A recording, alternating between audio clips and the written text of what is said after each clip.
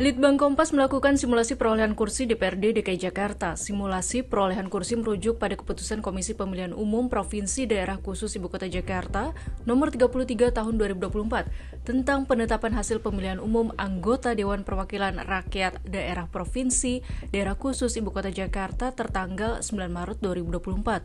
Hasil simulasi Litbang Kompas menyimpulkan dari 106 kursi yang diperebutkan di DPRD Jakarta yang tersebar di 10 dapil, 3 partai politik yang di tingkat nasional menjadi koalisi pengusung Anies Baswedan dan Muhammad Iskandar, yakni PKS, Partai Nasdem, dan PKB, meraih peningkatan jumlah kursi DPRD Jakarta di pemilu 2024 ini.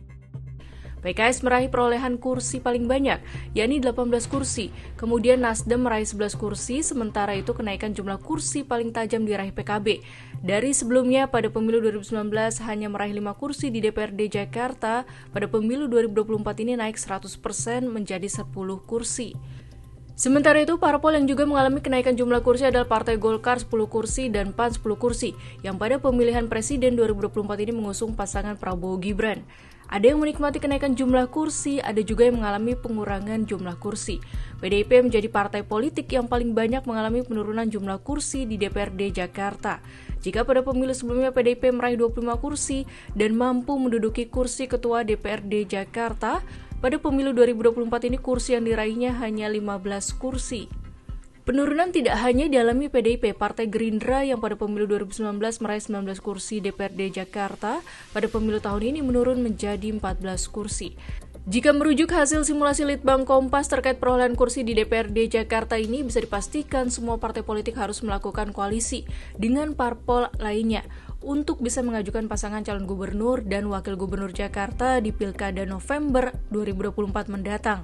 Merujuk regulasi pilkada bahwa parpol atau gabungan parpol harus memenuhi 20% kursi DPRD Jakarta atau 25% suara dalam pemilu.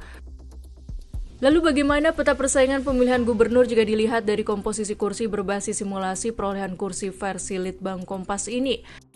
Jika mengacu format koalisi nasional di pemilihan presiden 2024, sepertinya yang mampu merajut koalisi berbasis kursi ini hanya parpol pengusung pasangan Anies Muhaimin dan pasangan Prabowo Gibran. Sementara parpol pengusung Ganjar Pranowo Mahfud MD belum mampu memenuhi syarat minimal kursi.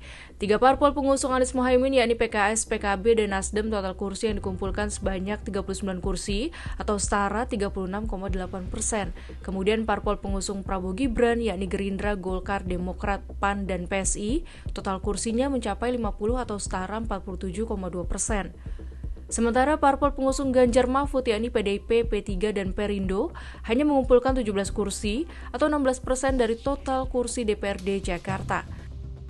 Sejauh ini baru parpol pengusung Anies Muhaimin yang menyatakan akan melanjutkan koalisi di tingkat nasional tersebut ke tingkat pemilihan gubernur Jakarta. Nama Anies juga sempat muncul di ruang publik untuk kembali berlaga di pemilihan gubernur ini meskipun belum ada pernyataan resmi.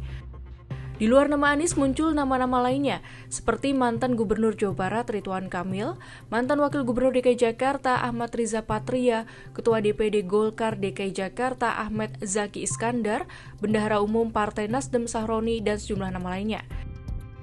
Kita tunggu manuver parpol untuk meraih kursi DKI Jakarta 1 pada November mendatang.